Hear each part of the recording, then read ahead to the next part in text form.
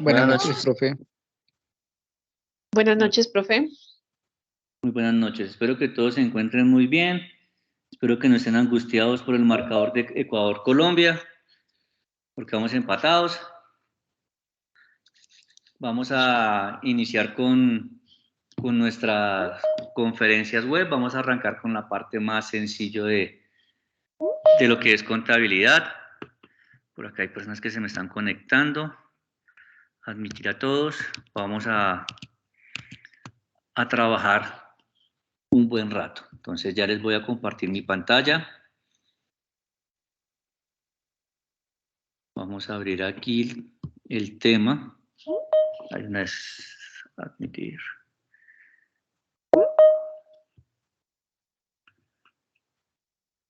Compartir.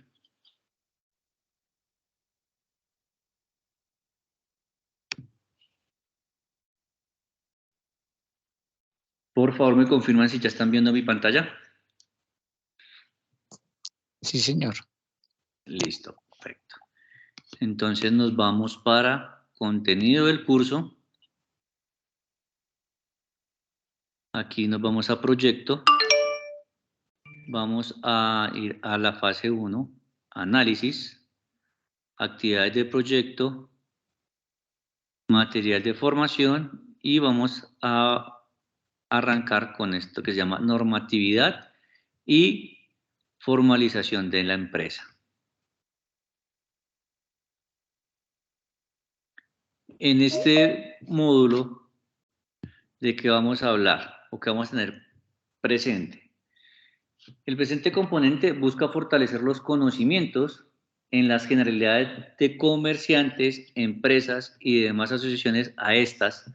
Asimismo, facilita la manera de reconocer los procesos para la formalización de empresas en Colombia, estableciendo el conocimiento en obligaciones comerciales, laborales, financieras y tributarias inherentes al desarrollo del objeto social de una organización económica. De allí la importancia de analizar la normatividad a nivel nacional, internacional y de las normas internacionales de información financiera. Y se preguntarán qué son normas internacionales de información financiera. Hace más o menos unos 5 o 6 años, Colombia decidió tener en cuenta las normas que otros países ya utilizaban en cuanto a la presentación de la información contable. ¿Esto con qué objetivo? De homogeneizar los criterios y que todos habláramos el mismo idioma.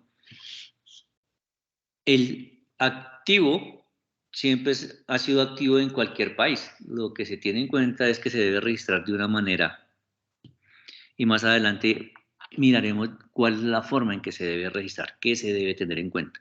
Pero las normas internacionales de información financiera básicamente es eso.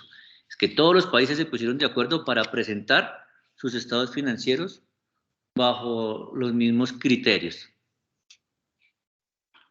que reflejan la realidad de la empresa y contribuyan a una adecuada toma de decisiones.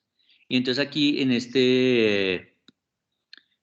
este componente vamos a hablar de 3 cosas. 1, que son comerciantes. 2, que es la empresa. Y 3, que es la administración. Entonces arranquemos por acá con la introducción. Entonces dice que el objetivo de este componente es fortalecer los conocimientos que cada uno de nosotros va a tener con las generalidades de los comerciantes. ¿Quiénes son los comerciantes? Son todas aquellas personas naturales que se dedican a comprar y a vender alguna cosa, algún bien, producto o servicio. Las generalidades de las empresas, de las sociedades. ¿Y cuál es la diferencia entre una empresa y una sociedad? Una empresa es una personita jurídica que se dedica a comprar, vender o transformar algún producto, y sociedades es aquella que tiene varias empresas. Hablamos de registros mercantiles. Y entonces aclaremos de pronto un poquito más de sociedades. Las sociedades, por ejemplo, son conglomerados que tienen varias actividades. Hay empresas como la de el grupo Julio Mario Santo Domingo, que aparte de ser dueño de Bavaria, también es dueña, por ejemplo, del Corral o del D1. Pues son sociedades que tienen diferentes líneas de negocio. También vamos a fortalecer el registro mercantil. ¿Qué es eso? ¿Para qué sirve? ¿Cómo se come? ¿Cuáles son los principios básicos que debemos tener en cuenta en la administración? Y nosotros como auxiliares contables, que es lo que vamos a llegar a hacer inicialmente en la empresa, ¿cómo podemos nosotros desde ahí ayudar a que la empresa pueda tener una muy buena administración, con el fin de dar aplicabilidad a la normatividad legal vigente? Cabe resaltar que el aprendiz se encuentra en la capacidad de reconocer los procesos para la formalización de empresas en Colombia. Entonces, aquí ustedes van a saber qué se debe hacer para poder constituir una empresa.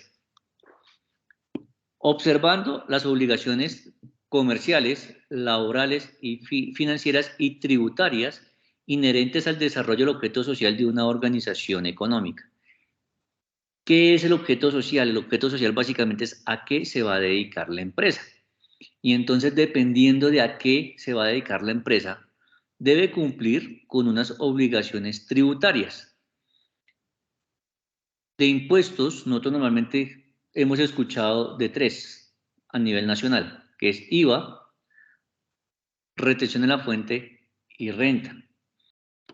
Dependiendo de cuál sea mi objeto social, mi porcentaje de IVA puede variar de uno general, que es el 19%, a otro, como puede ser el 0% por hacer huevos, que esos son productos excluidos, y otro que puede ser productos exentos, o hay otros que tienen el 5%,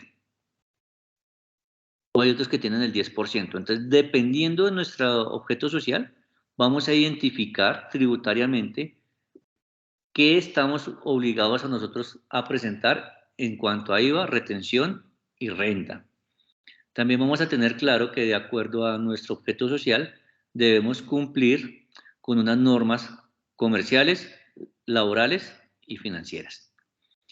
De allí la importancia de analizar la normatividad establecida en el Código de Comercio, el Estatuto Tributario y el marco normativo de las normas internacionales de información financiera, con el fin de emitir informes sólidos a los usuarios de la información financiera. ¿Quiénes son los usuarios de la información financiera? Internamente, los gerentes, los administradores, nosotros mismos. Externamente, la DIAN, los bancos, la Secretaría de Hacienda de cada uno de los municipios donde nosotros estamos viviendo, que reflejan la realidad de la empresa y contribuyen a una adecuada toma de decisiones. De igual forma, en el ámbito administrativo se abordan los temas relacionados con la planeación estratégica, organización y control. Esto le permite al aprendiz dimensionar la importancia de la empresa y de esta manera desarrollar estrategias que permitan dar cumplimiento con los objetivos organizacionales y financieros. ¿Hasta aquí tenemos dudas o estamos bien? Bueno, asumo que hasta aquí vamos bien, que el tema no está nada complejo. Antes de hablar de empresa, sociedad y su clasificación, es importante enfocarse en el tema de comerciantes, sus deberes, derechos y obligaciones, teniendo en cuenta que a partir de aquí comienzan a configurarse las actividades que se consideran mercantiles y son ejercidas por los comerciantes, que verán reflejadas en el momento de crear la empresa de acuerdo con el marco normativo vigente. Y entonces aquí vamos a ver un pequeño video sobre el concepto y calidad de estrategias y marketing.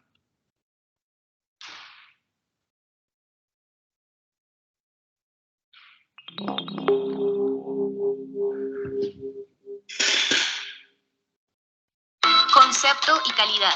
De acuerdo con el Código del Comercio, son comerciantes las personas que profesionalmente se ocupan en alguna de las actividades que la ley considera mercantiles. La calidad de comerciante se adquiere aunque la actividad mercantil se ejerza por medio de apoderado, intermediario o interpuesta persona. Interpuesta persona hace referencia a personas naturales o jurídicas que representan a la empresa. Por tanto, en las sociedades comerciales se nombra un representante legal que comúnmente es el denominado gerente y representa la voluntad de la junta directa aplicando políticas administrativas y contables en la organización. Bajo efectos jurídicos, se considera comerciante a quien obra bajo las siguientes condiciones. 1. Se encuentra registrado en la Cámara de Comercio y obtiene el registro mercantil. 2. Cuando tenga un establecimiento abierto al público. 3. Cuando se da a conocer al público por cualquier medio. Con la globalización, los cambios en el mercado y las necesidades de los clientes, se desarrollan nuevas tendencias mercantiles para dar respuesta a las expectativas de los consumidores. Por ende, los empresarios implementan estrategias de marketing que contribuyen al posicionamiento en el mercado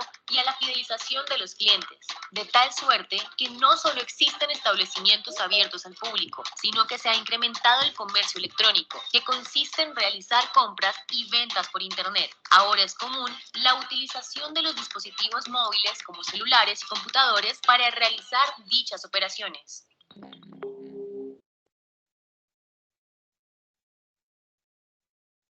Listo, entonces, vamos a hablar de los deberes, derechos y obligaciones. ¿Y esto dónde lo encontramos? Esto está en el Código de Comercio. Y las obligaciones de todo comerciante son: la primera, matricularse en el registro mercantil, que es ir a Cámara de Comercio de cada uno de los municipios y hacer el registro. Segundo, inscribir en el registro mercantil todos los actos, libros y documentos respecto de los cuales la ley exige esa normatividad. Normalmente, nosotros cuando hacemos la inscripción en Cámara de Comercio de nuestra empresa o de nosotros como comerciantes, debemos adicionalmente inscribir varios libros. ¿Cuáles son esos libros? Un libro diario, que es donde vamos a llevar o vamos a mostrar los movimientos diarios que ha tenido la empresa. Un libro mayor y balance, donde vamos a estar mostrando mes a mes qué pasa con cada una de nuestras cuentas. Libro balance, donde vamos a mostrar ya la totalización de nuestras cuentas. Vamos a tener un libro de actas de socios, cuando tenemos una sociedad, cuando es una persona natural, solamente los 3 anteriores. Tercero, llevar contabilidad regular de sus negocios conforme a las prescripciones legales. Al registrarnos en Cámara de Comercio debemos llevar contabilidad, pedirle a un contador que por favor nos haga esos asientos contables, esos registros contables y nos regale los estados financieros básicos. ¿Cuáles son los estados financieros básicos? ¿Quién ha escuchado de eso? ¿Quién me ayuda?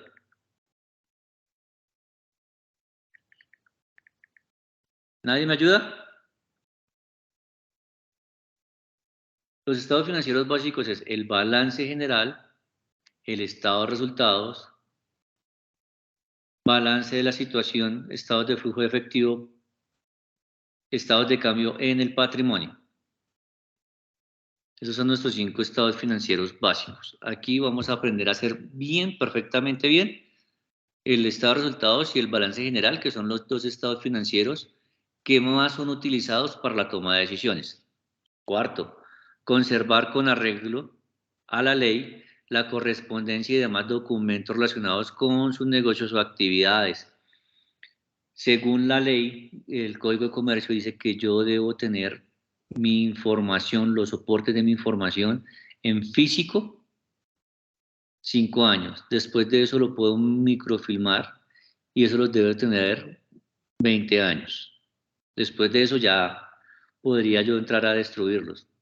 Quinto, denunciar ante el juez competente la cesación en el pago corriente de sus obligaciones mercantiles.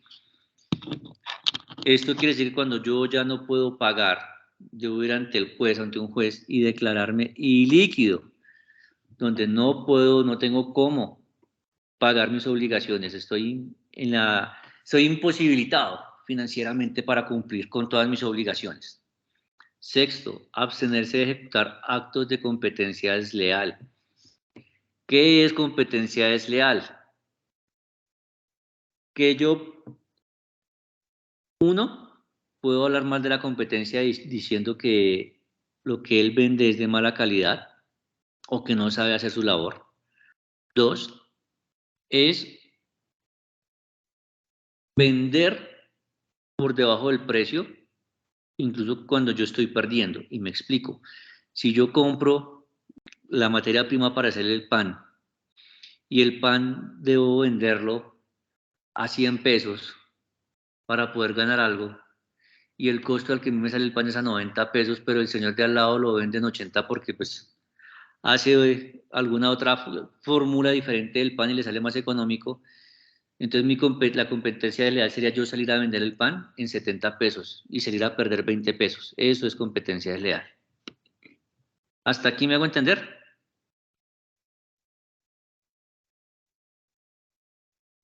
Sí, claro.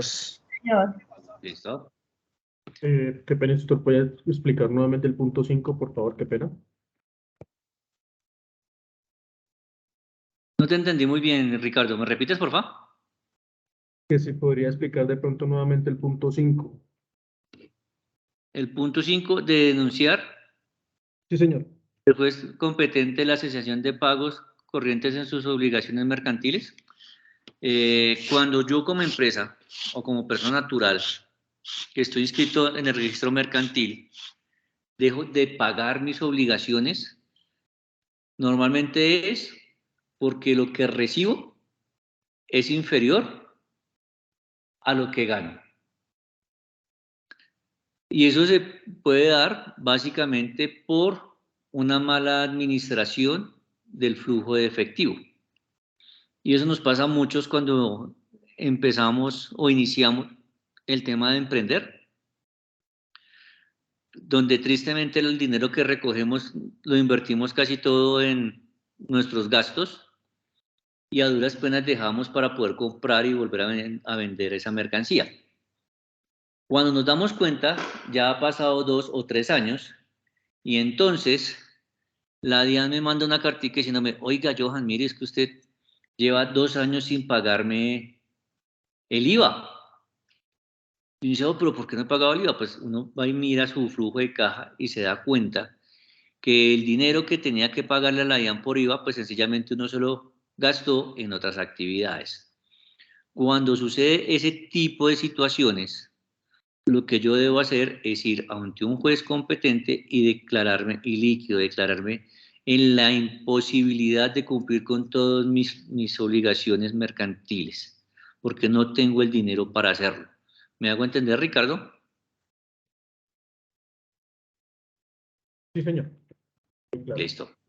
Muchas gracias. Entonces, el sexto punto, que era abstenerse de ejecutar actos de competencia desleal, aquí vamos a hablar de varias actividades que son catalogadas como competencia desleal.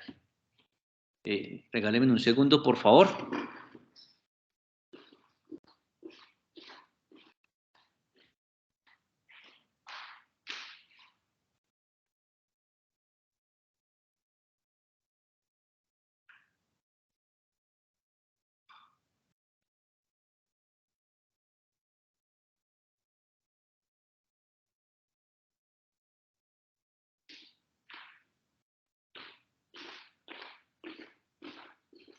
Listo, muchas gracias. Entonces, ¿cuáles son los actos de competencia desleal? Actos de desviación de la clientela. ¿Qué es eso de desviar la clientela? Yo trabajo en una empresa donde vendo telas, pero el señor de la competencia me llama y me dice, oiga, Johan, venga, su merced ya vende las telas, pero ¿por qué no me los manda y yo le doy una comisión más grande de lo que le pagan a usted en la empresa? Eso es un acto desleal, porque yo como empleado estoy desviando la clientela a otro sitio de una forma no correcta. Actos de desorganización. Cuando yo trato de desorganizar a la otra empresa hablando con los empleados, eso es competencia desleal. Actos de confusión. Cuando yo induzco a los clientes a confundir mi producto con el otro. ¿Sabían ustedes que, por ejemplo, Colgate tiene registrada la marca Cágate? Para que no se utilicen esos nombres que son como similares y tiendan a confundir a los clientes. Actos de engaño. Es decirle a mi cliente que yo le voy a ofrecer algo cuando realmente eso no va a suceder. Actos de descrédito, que es hablar mal de la competencia. Actos de comparación. Y eso antes lo hacían los vehículos, pero hoy en día ya no pueden mostrar esos actos de comparar que mi vehículo es mejor que el otro, porque pues sencillamente son diferentes. Actos de imitación, aunque acá en Colombia es muy común encontrar tenis de marcas Nike y Adidas o Toto que no son originales, son imitaciones. Ese acto es competencia desleal. Explotación de la reputación ajena. Decir, si yo soy promotor de eventos y ayudé a hacer uno, decir que yo lo hice. Cuando estoy explotando es la reputación de otra persona que sí realmente lo hizo. Violación de secretos. En algunos casos, cuando lo contrata uno a una empresa, dentro de las cláusulas aparece uno que se llama cláusula de confidencialidad. ¿Qué significa eso? Que yo como empleado no puedo salir a contar lo que está haciendo mi empresa y vendérsela a la competencia para que ellos hagan lo mismo. Inducción a la ruptura contractual, y es ir a sacarme los empleados de la otra empresa. Violación de las normas, que es no hacer lo correcto conforme a la normatividad vigente, sino pues hacerme loco y hacer otra cosa totalmente distinto. Y pactos desleales de exclusividad. Hasta aquí, esos serían los actos de competencia desleal. Ahora vamos a ver un pequeño video, que dura como 1 minuto y medio, sobre los trámites legales para ejercer el comercio.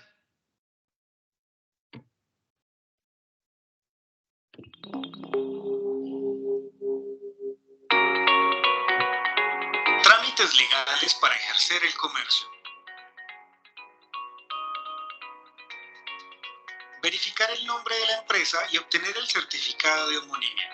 Hoy en día, este trámite se puede realizar de forma virtual. Su objetivo es evitar que existan dos nombres con las mismas condiciones. 2. Obtener el registro único tributario RUT, el cual se tramita ante la DIAN. A través de este se asigna el número de identificación tributaria NIT. 3. Realizar el registro mercantil ante la Cámara de Comercio en la jurisdicción donde se encuentra domiciliada. Para ello, es importante identificar el tipo de empresa o sociedad. Posteriormente, diligenciar y presentar el formulario de Registro Único Empresarial Social RUES. 4. Matricular la empresa ante la Secretaría de Hacienda para obtener registro de industria y comercio. 5. Adquirir el certificado de sanidad, el cual indica que el establecimiento cuenta con los estándares de salubridad exigidos. 6. Certificado de bomberos, que tiene como objetivo la seguridad de los colaboradores mediante la identificación de riesgos. 7. Certificado de estudio de uso de suelos, expedido por las oficinas de planeación. 8.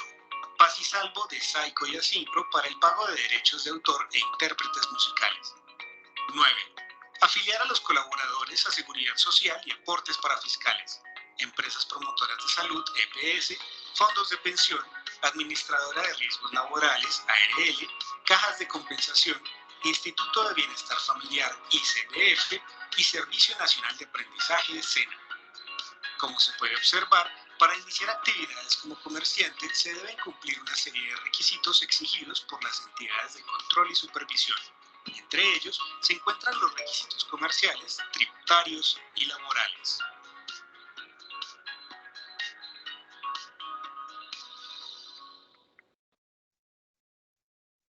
Bueno, como se pudieron dar cuenta mis queridos aprendices, que iniciar una empresa en Colombia no es sencillo. Tenemos muchos requisitos por cumplir. Es una tarea bastante titánica los que en algún momento nos da por emprender. No es fácil. ¿Qué es lo primero que debemos hacer? Pues hacer el registro mercantil. Y el registro mercantil se tramita ante Cámara de Comercio y su principal objetivo es identificar a los comerciantes y los establecimientos de comercio. ¿Cómo se identifican? A través de un nombre, y por eso en el video anterior nos hablaban de onimia, que es que mi nombre no lo estoy utilizando otra persona u otra empresa. Y nos dan, aparte de eso, un número de identificación que se llama NID. Y los establecimientos, por ende, al inscribirse se otorga la calidad de comerciante. Asimismo, se registran todos los actos, libros y documentos respecto a los cuales la ley exige esa normatividad. Para realizar la inscripción es importante identificar el tipo de empresa y o sociedad que se va a registrar. Y más adelante vamos a hablar de qué son esos tipos de empresa, cómo se identifica uno del otro. Teniendo en cuenta determinar si se constituye bajo persona natural o jurídica. ¿Qué es una persona natural? Es cada uno de nosotros. ¿Qué es una persona jurídica? Cuando se constituye una empresa y tiene uno o más socios. Y normalmente termina en SAS, limitada, SA, etc. ¿Y de qué depende el apellido? De que sea SAS, limitada o limitada, SA. Más adelante aquí lo vamos a ver y vamos a aclarar por qué varía el apellido. Esto para diligenciar esto para el diligenciamiento y la presentación de los documentos pertinentes. Antes de señalar el proceso de matrícula mercantil, es indispensable dar claridad a los siguientes conceptos, y aquí vamos a hablar de 9 conceptos. El primero es el registro único tributario. Es el documento que se tramita ante la Dirección de Impuestos y Aduanas Nacionales, DIAN, el cual relaciona la clasificación y responsabilidades del contribuyente. Cuando me hablan de clasificación, estamos hablando si es persona natural, persona jurídica, si tengo responsabilidades como facturar IVA, retener, soy importador, soy exportador, etcétera, etcétera. Lo segundo que debemos tener en cuenta es el número de identificación tributario, más conocido como NID. Y es el número que se obtiene una vez se ha tramitado el RUT, el cual identifica al contribuyente ante las diferentes entidades de control y supervisión. El NID viene a ser como el número de cédula de las personas naturales. En el caso de las personas naturales se encuentra compuesto por el número de documento de identidad y el dígito de verificación, que normalmente es raya del 0 al 9. En cuanto a la identificación del NID de las personas jurídicas, la DIAN y Cámara de Comercio, mediante el proceso de realización, le asignan 9 dígitos más un dígito de verificación. Y normalmente ese dígito de verificación lo que hace es comprobar que los otros 9 dígitos que se dieron sean los correctos, estén de forma correcta. Lo tercero que debemos tener en cuenta es el SIU, que es la clasificación industrial internacional de las actividades económicas y la clasificación de las actividades económicas de los empresarios del país de la manera más precisa. Las cámaras de comercio del país a partir del año 2000 se rigen por la clasificación industrial internacional uniforme SIU de todas las actividades económicas. Y el código SIU básicamente es decir a qué se dedica uno y ahí aparece el código. Entonces, para el caso de los que somos empleados, el 0010 es nuestro código SIU. Posteriormente a esto, vamos a mirar si nosotros entramos dentro de lo que es una persona natural, que de acuerdo al artículo 74 del Código Civil son todos los individuos de la especie humana cualquiera que sea su edad, sexo, estirpe o condición. Las empresas que se constituyan bajo esta modalidad son integradas por una persona, quien adquiere los derechos y obligaciones. Entonces acá hay dos cosas muy claras para ser personas naturales. Uno, que somos de la especie humana, y dos, que tiene un solo integrante. Persona jurídica. Es una persona ficticia, o sea que nosotros no lo podemos ver, no se puede palpar, que contrae derechos y obligaciones. Dentro de esta figura se encuentran las sociedades comerciales, por lo tanto, para ejercer la representación se realiza mediante un apoderado o representante legal. Las personas jurídicas como tal no tienen movimiento.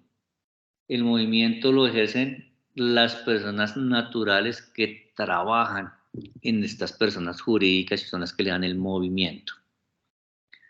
Razón social. ¿Qué es la razón social? La razón social es... Instructor, Señor Ricardo, cuéntame. una pregunta, o sea que podríamos decir que una persona jurídica como tal es una empresa. Una persona jurídica es una empresa. Sí, señor. Ok. Razón social es el nombre de la empresa que se encuentra registrada en Cámara de Comercio y demás entidades de control. Por ejemplo, Nalsasi SAS. Comerciante es el nombre que se asigna a la empresa, razón comercial, perdón, es el nombre que se asigna a la empresa para darse a conocer ante el público o mercado. Ejemplo, Toto es el nombre comercial y su razón social es Nalsasi SAS. ¿Sabían eso? Creo que no. Creo que la gran mayoría conocemos solamente la razón comercial que se llama Toto. Registro de personas naturales. Entonces, para tener registro de personas naturales vamos a tener en cuenta 5 cosas. Una, verificar el nombre o razón social que se va a asignar a la empresa, donde se obtenga el certificado de homonimia. Ese trámite hoy en día se puede realizar de forma virtual, entrando a la página de la Cámara de Comercio de cada uno de los municipios donde nosotros estemos. Segundo, diligenciar el formato RUES, que el formato RUES es el Registro Único Empresarial y Social. Presentar el RUT, que es el Registro Único Tributario. La solicitud de registro se hará a más tardar un mes después de haber iniciado la actividad comercial. O sea que yo tengo un mes a partir del momento en que empecé a hacer mis actividades comerciales para hacer el registro o registrarme más bien como persona natural. Y quinto, copia de documento de identidad de forma legible, además de presentar el original. ¿Cómo se hace el registro de las personas jurídicas? Entonces vamos a diligenciar también el formulario RUES, que es el Registro Único Empresarial y Social. Vamos a presentar el documento privado o escritura de constitución de la sociedad. Hay dos formas. Uno es el documento privado, cuando nos reunimos 3, 4 personas y hacemos un documento donde dice, mire, Johan va a colocar 20 millones, Pedro 20, Ricardo 20 y Antonio 10. Y el otro es ir ante un notario y hacer una escritura pública contando eso mismo. Los dos documentos son válidos. Presentar el RUT, que es el Registro Único Tributario. La solicitud se debe registrar o se hará a más tardar un mes después de haber iniciado actividades comerciales, y copia del documento de identidad de forma legible, además de presentar el original. ¿De quién? Pues de los socios, de los que están haciendo la constitución de esa persona jurídica. Esos son los conceptos claves que debemos tener en cuenta. Cabe resaltar que el comerciante debe realizar la inscripción en Cámara de Comercio de la jurisdicción donde se encuentre ubicado el establecimiento de comercio. O sea que si yo estoy iniciando mis labores en Bogotá, pues lo haré en Bogotá. Si estoy en Cali, pues lo haré en la Cámara de Comercio de Cali. Y así en cada una de las ciudades donde estoy desarrollando mi actividad. Una vez finalice el proceso, se podrá obtener el certificado de registro mercantil. Asimismo, se debe realizar la renovación de la matrícula mercantil de forma anual entre el 1 de enero y el 31 de marzo de cada año. Si yo me paso el 31 de marzo, me expongo a que me sancionen y pagar multas por no presentarlo en los tiempos establecidos. Cámara de Comercio, actos mercantiles. Entonces, hay una confederación de cámaras de comercio que es la unión o la red de todas las cámaras de comercio del país. De acuerdo con el Código de Comercio, las cámaras de comercio son instituciones de orden legal con personería jurídica creadas por el Gobierno Nacional de oficio o petición de los comerciantes del territorio donde hayan de operar. Dichas entidades serán representadas por sus respectivos presidentes. El presidente es nombrado por una junta directiva donde hay una parte de la nación y otra parte privada que son los representantes de los comerciantes. Estas instituciones tienen como objetivo llevar la matrícula de los comerciantes y sus establecimientos. En el artículo 86 del Código de Comercio se establecen las siguientes funciones de las cámaras de comercio. Y fíjese que hay dos cosas ahí. Una es la matrícula mercantil de la empresa y también hay que registrar su establecimiento. Si yo tengo 10 establecimientos, los 10 establecimientos deben estar registrados en Cámara de Comercio. ¿Cuáles son las funciones de la Cámara de Comercio? La primera, servir de órgano de los intereses generales del comercio ante el gobierno y ante los comerciantes mismos. Segunda, adelantar investigaciones económicas sobre aspectos o ramos específicos del comercio interior y exterior y formular recomendaciones a los organismos estatales y semioficiales encargados de la ejecución de los planes respectivos. Tercero, llevar el registro y certificar sobre los actos y documentos en él inscritos, como se prevé en este código. Cuarto, dar noticias en su boletín u órganos de publicidad de las inscripciones hechas en el registro mercantil y de todas las modificaciones, cancelación o alteración que se haga de dichas inscripciones. Quinto, organizar exposiciones y conferencias, editar o imprimir estudios o informes relacionados con sus objetivos. Sexto, rendir en el mes de enero de cada año un informe o memorial al superintendente de Industria y Comercio acerca de las labores realizadas en el año anterior y su concepto sobre las situaciones económicas de sus respectivas zonas, así como el detalle de sus ingresos y egresos. Entonces, estas son las 6 funciones que tienen todas las cámaras de comercio en los diferentes municipios del país. De los actos, operaciones y empresas mercantiles, de acuerdo con el Código de Comercio, se consideran actos mercantiles las siguientes.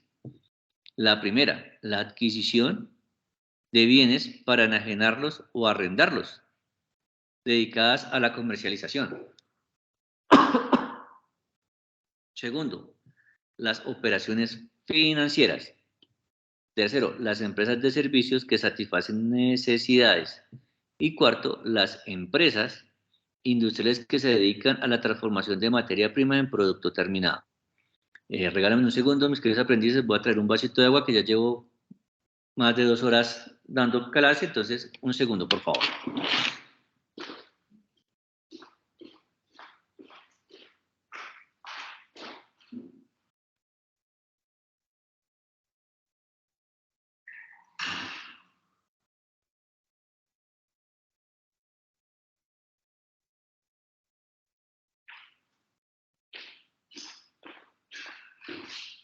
Listo, muchas gracias. Ahora sí, podemos continuar.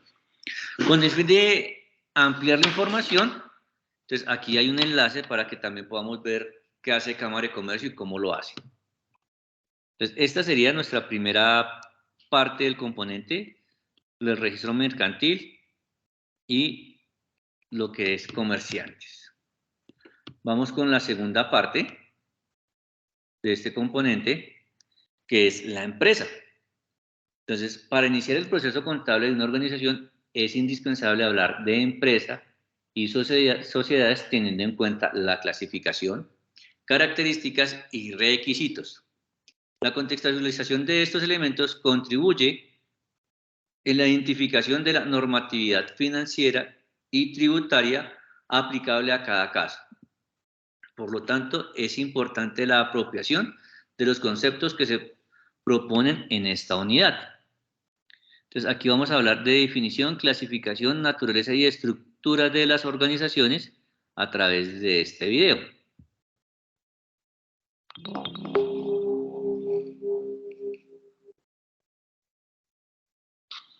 Definición, clasificaciones, naturaleza y estructura de las organizaciones. Definición. Una empresa hace referencia a la integración de recursos financieros, tecnológicos y de talento humano para llevar a cabo alguna de las actividades que se consideran mercantiles. Entre ellas se encuentra la comercialización de bienes, transformación de materia prima en producto terminado, producción y la prestación de servicios. Todo esto para obtener un determinado beneficio. Elementos de la empresa. 1. Talento humano. Son los colaboradores de la empresa, quienes realizan funciones en cumplimiento del objeto social y objetivos organizacionales. 2. Recursos financieros. Se encuentra constituido por los diferentes aportes realizados por los socios o propietarios. Entre ellos, encontramos dinero en efectivo, mercancía, propiedad, planta y equipo. 3. Actividad o trabajo. Es la actividad que realizan los colaboradores de acuerdo con el objeto social de la empresa y el cargo para el cual fue contratado. Por ejemplo, actividades de comercialización, producción, administración y prestación de servicios. Listo, ¿les queda claro lo que nos decía el video o tienen dudas? ¿Hay algo por aclarar?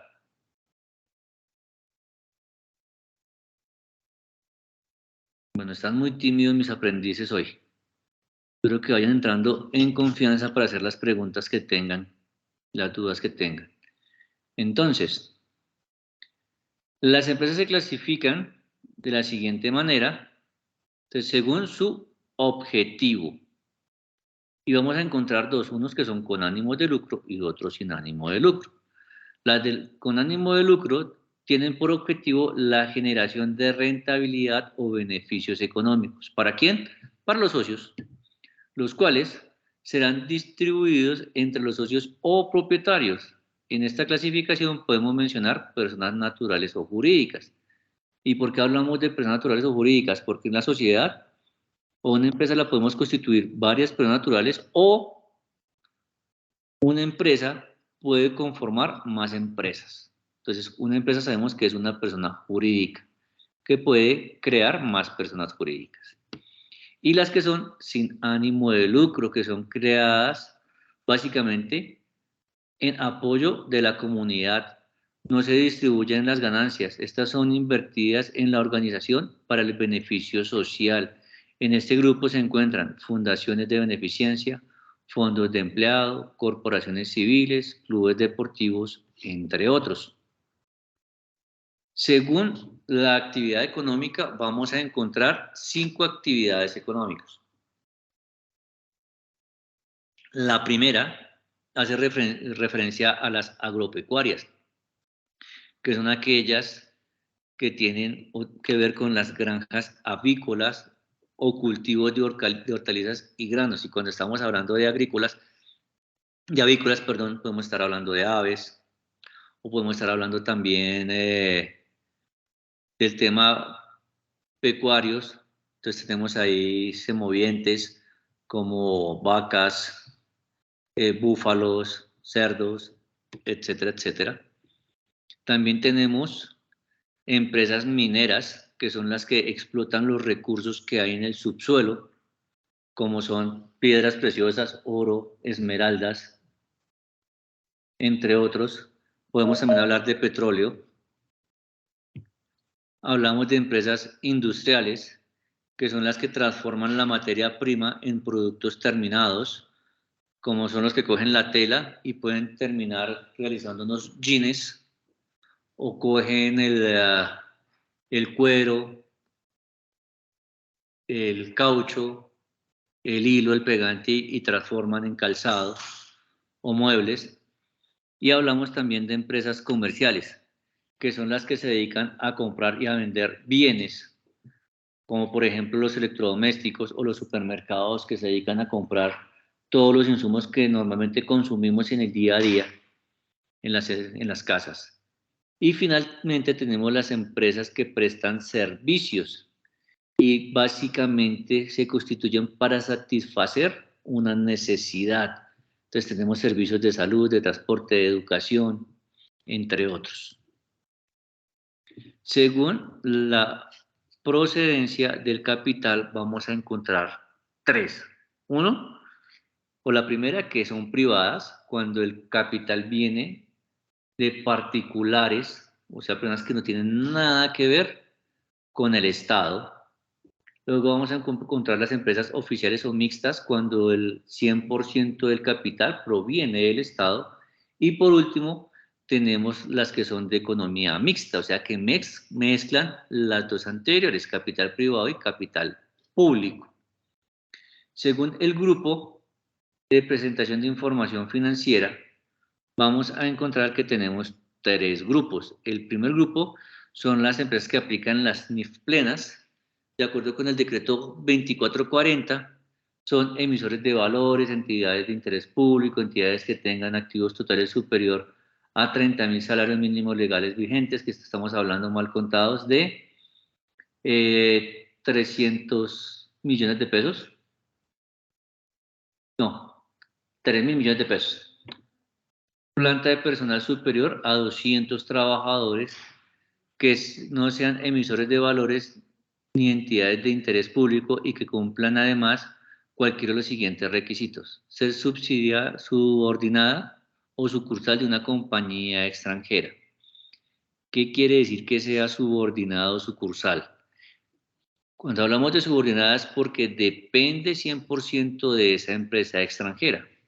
O sucursal, cuando tiene aquí en Colombia un pedacito, un bracito de su empresa aquí generando actividades. A eso se hace referencia a sucursal. Ser subordinada o matriz de una compañía nacional que aplique NIF, normas internacionales de información financiera, que es muy similar a las que estábamos hablando anteriormente, con la diferencia que estas son nacionales. Realizar importaciones, pagos al exterior o exportaciones, ingresos del exterior, que representen más del 50% de las compras o de las ventas respectivas. Eso quiere decir que si nosotros nos dedicamos a exportar o a importar, y ese es nuestro fuerte, ahí estamos en el grupo 1. Grupo 2 son las empresas que aplican NIF para pymes. De acuerdo con el decreto 2420 y 2496 del 2015, son empresas que tengan activos totales por valor entre 500 y 30.000 salarios mínimos legales vigentes. O sea, estamos hablando de 500 millones y más de 3.000 o 30.000 millones de pesos. Y planta de personal entre 11 y 200 trabajadores y que no sean emisores de valores ni entidades de interés público. Esos emisores de valores quiere decir básicamente que no seamos corporaciones financieras. Microempresas que tengan activos totales excluidos la vivienda por un valor máximo de 500 salarios mínimos legales vigentes y plantas de personal no superiores a 10 trabajadores y cuyos ingresos brutos anuales sean iguales o superiores a 6.000 salarios mínimos legales vigentes, o sea, 6.000 millones de pesos. Y en el grupo 3 son las empresas que aplican contabilidad simplificada para microempresas de acuerdo con el decreto 2420 y 2496 del 2015. Son personas naturales o jurídicas que cumplan los criterios establecidos en el artículo 499 del Estatuto Tributario y normas posteriores que lo modifiquen.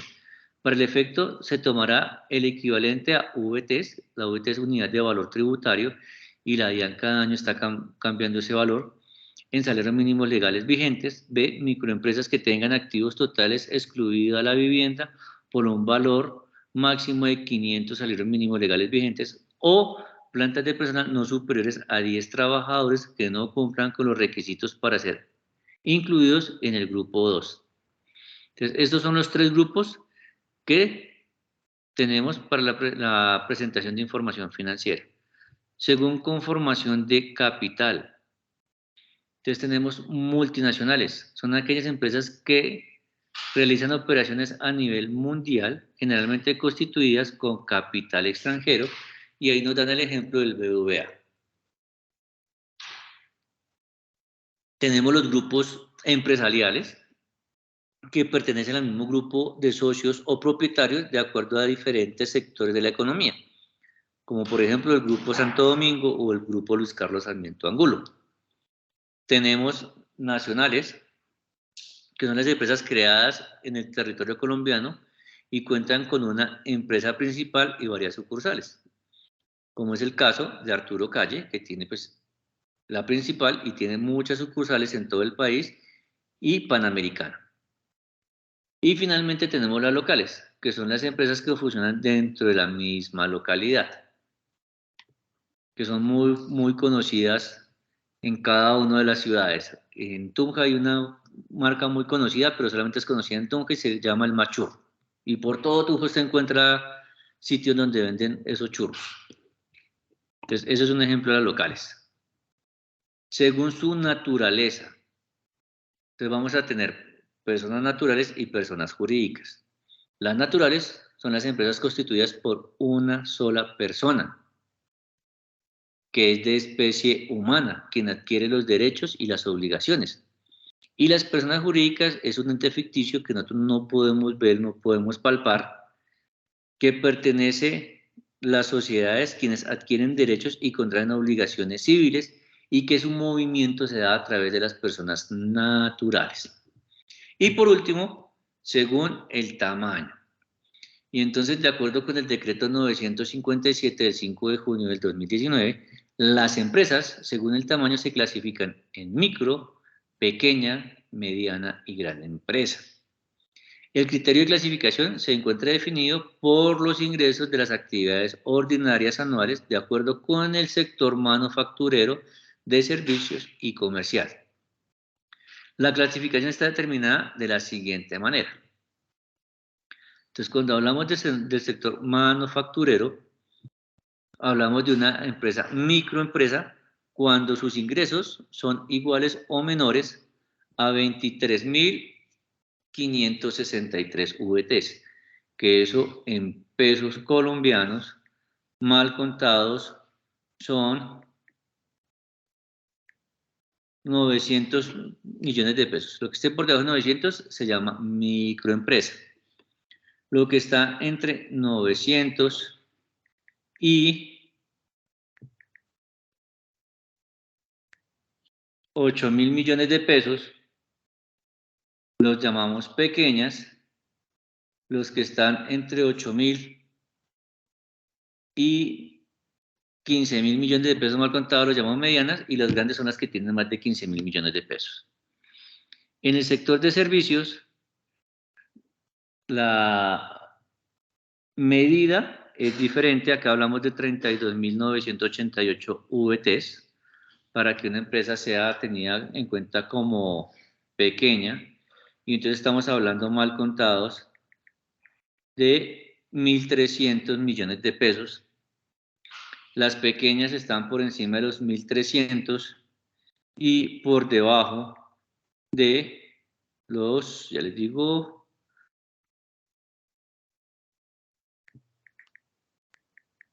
por debajo de los 5.000 millones de pesos. Las medianas están entre los 5.000 millones y los 19.000 millones de pesos, y las grandes son las que venden más de 19.000 millones en el sector de servicios. En el sector manufacturero, aquí también varía la tabla para tener en cuenta según los VTs, y aquí estamos hablando que las pequeñas son aquellas, o microempresas son aquellas que facturan hasta casi 1.800 millones de pesos, y que las pequeñas están entre 1.800 millones y los 17.000 millones. Las medianas están entre los 17.000 millones y los 86.000 millones, y las grandes son las que se hablan más de 86.000 millones de pesos. Cabe resaltar que el presente decreto comenzó a regir a partir de diciembre del 2019, donde se constituye como criterio de clasificación los ingresos ordinarios del año inmediatamente anterior, los cuales corresponde Ay, me perdí. Los cuales corresponden a las ventas brutas anuales derivadas del objeto social, o sea, lo que se está dedicando a la empresa, por lo que fue creada la empresa. En caso de que los ingresos generados sean de diferentes sectores, se tendrá en cuenta el rango de los ingresos del sector económico más alto. Ahora vamos a hablar de la sociedad, concepto, clasificación y requisitos para la constitución y liquidación. Así como se constituye una empresa, asimismo se puede liquidar. Y entonces, según el Código de Comercio, la constitución de una sociedad consiste en que dos o más personas se obligan a hacer un aporte en dinero, en trabajo o en otros bienes apreciables en dinero con el fin de repartirse entre sí las utilidades obtenidas en la empresa o actividad social.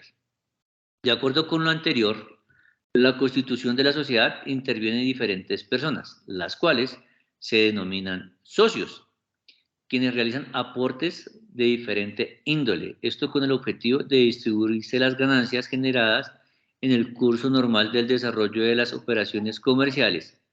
Cabe resaltar que las sociedades se crean bajo la figura de personas jurídicas, distinta de los socios individualmente considerados. La clasificación. De acuerdo con el Código de Comercio, se clasifican de la siguiente forma. Y vamos a tener sociedad colectiva. Número de socios. Para constitución debe existir mínimo 2 socios. Responsabilidad de los socios. Responden solidaria e ilimitadamente por las operaciones sociales. Dice que aquí no hay una restricción por su responsabilidad. Razón social. Se forma con el nombre completo o el solo apellido de alguno o alguno de los socios, seguido de la expresión y compañía. Hermanos e hijos u otra analogía. Si esos se incluyen los nombres completos o los apellidos de todos los socios.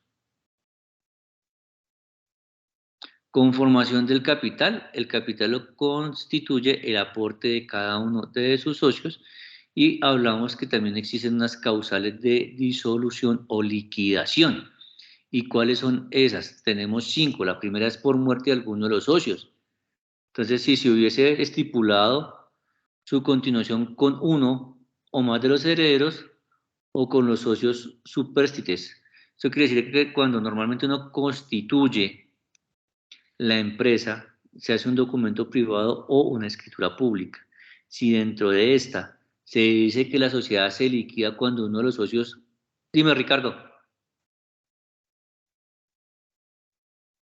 En la parte de la razón social, ¿es obligación como tal que lleve el nombre de los socios o el apellido? Puede ser de pronto otro nombre con y compañía. También puede ser otro nombre y compañía. Puede ser un nombre que se inventan los socios y compañía. Tiene que ser obligatoriamente de esa manera. Gracias. Listo.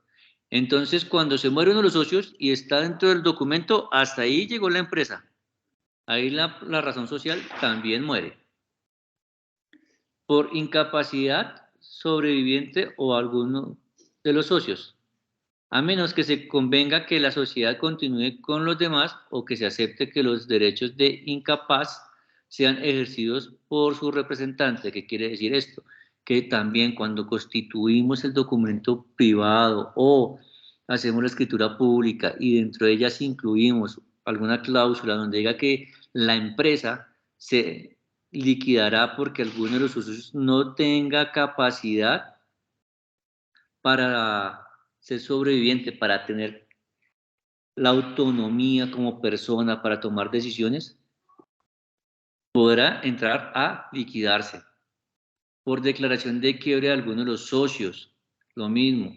Si dentro de la constitución del documento privado o la escritura pública se pone que si la empresa se acaba porque alguno de los socios entra en quiebra, pues la empresa también ahí desaparece. Por enajenación forzada del interés de alguno de los socios en favor de un extraño. Si dentro de ese documento de constitución privado o llámese escritura pública dice que solamente el socio le puede vender a uno de los socios y este le vende a un tercero, pues ahí está la causal de disolución y liquidación, porque se le vendió a un tercero, a un extraño que no estaba contemplado dentro de la constitución inicial de la empresa. Y por renuncia o retiro justificado de alguno de los socios. Entonces, si se incluye dentro de nuestro documento privado o escritura pública que si alguno de los socios se retira de la sociedad, esta entra en disolución y liquidación, pues no hay nada que hacer porque está dentro de ese documento. Entonces, estas son las 5 causales de disolución y liquidación.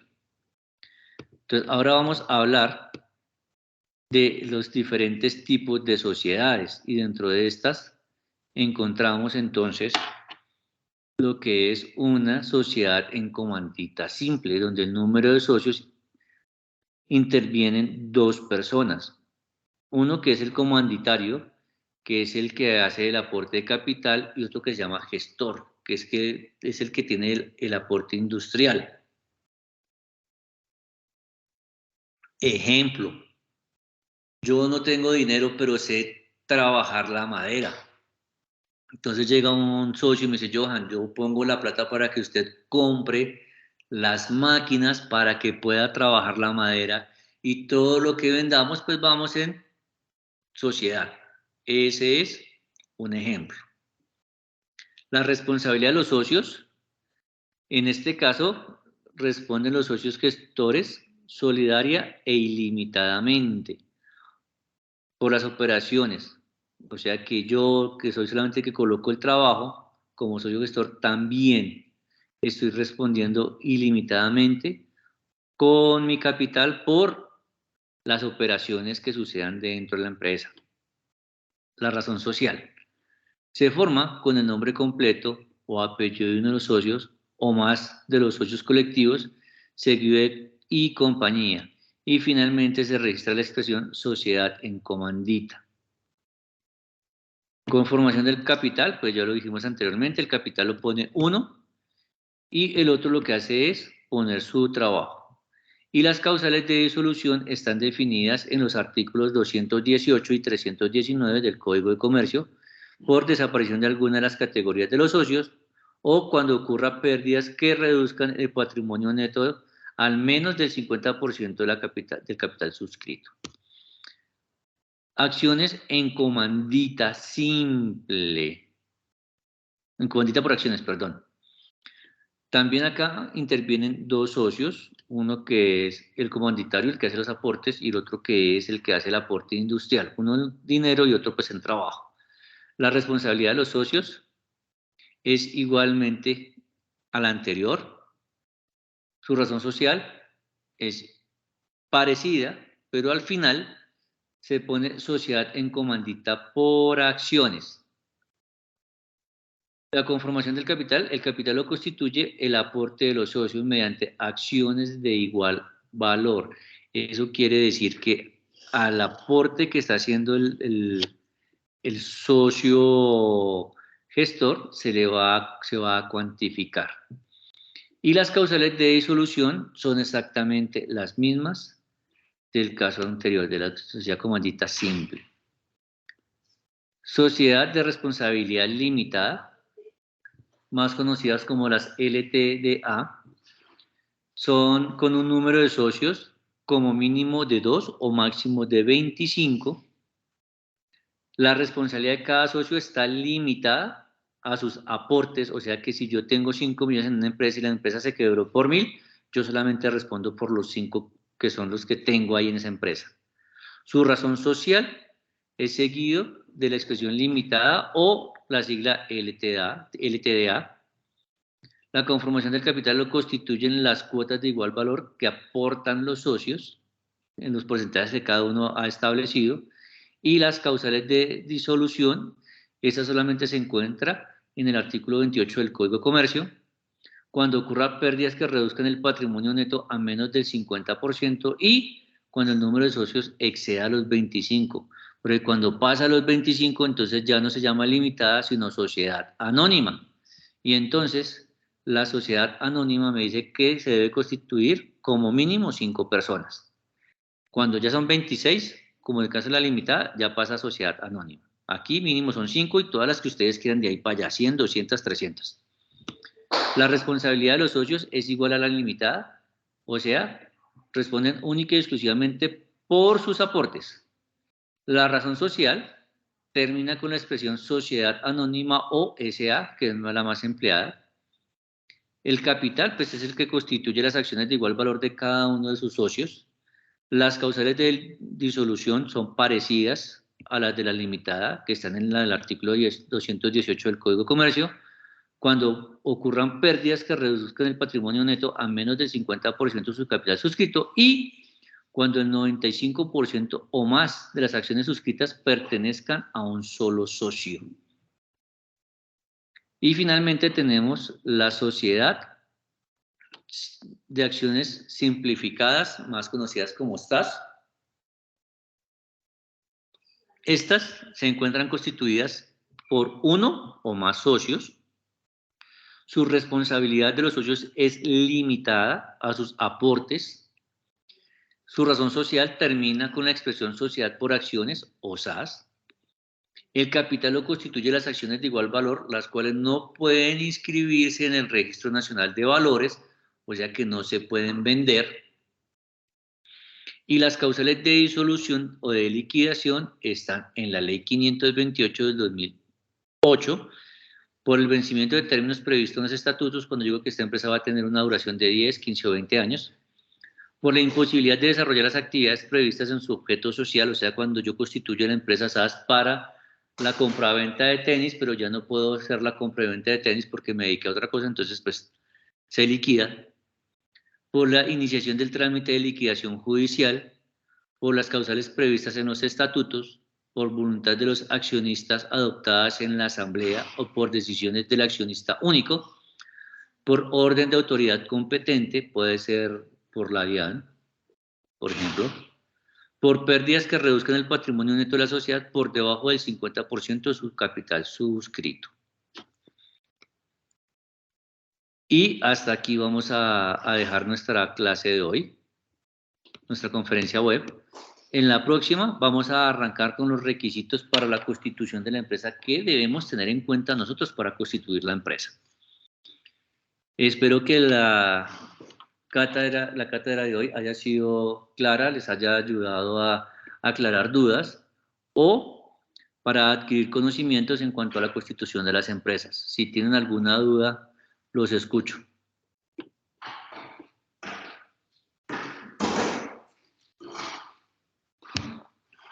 Bueno, asumo que no hay dudas. Entonces, mis queridos aprendices, les deseo a todos una feliz noche. Para la próxima clase muy seguramente ya vamos a dejar nuestra primera actividad con base en lo que veremos o hemos visto en la clase de hoy y lo que veremos en nuestra próxima clase dentro de 8 días. Les deseo un excelente fin de semana, una muy buena semana y nos vemos dentro de 8 días. Que tengan una excelente noche. Gracias, Gracias. Gracias, profe. Nos vemos. Muchas gracias. Feliz noche. Feliz noche.